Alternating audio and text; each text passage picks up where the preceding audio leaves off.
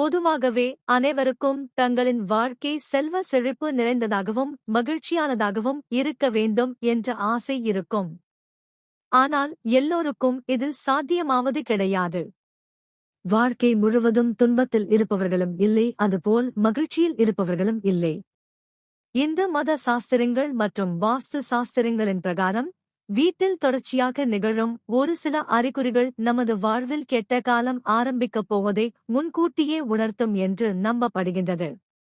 அவ்வாறான அறிகுறிகள் பற்றிய இந்த பதிவில் பார்க்கலாம்.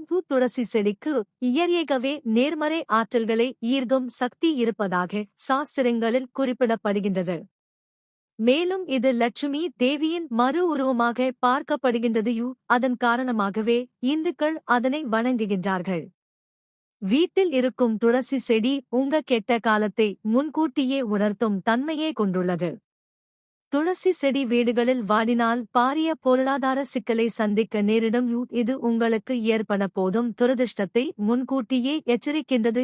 சாஸ்திரங்களின் பிரகாரம் வீட்டில் எப்போதும் சண்டை சச்சரவுகள் இருந்து கொண்டே இருக்கின்றது என்றால் நிதிநிலை மோசமடையும் என்று குறிப்பிடப்படுகின்றது. சண்டைகளும் கருத்து வேறுபாடுகளும் நிறைந்திருக்கும் இடத்தில் பணத்தின் கடவுளாக கருதப்படும் லட்சுமி தேவி தங்குவது கிடையாது. இது கெட்ட நேரம் ஆரம்பிப்பதன் அறிகுறியாக பார்க்கப்படுகின்றது.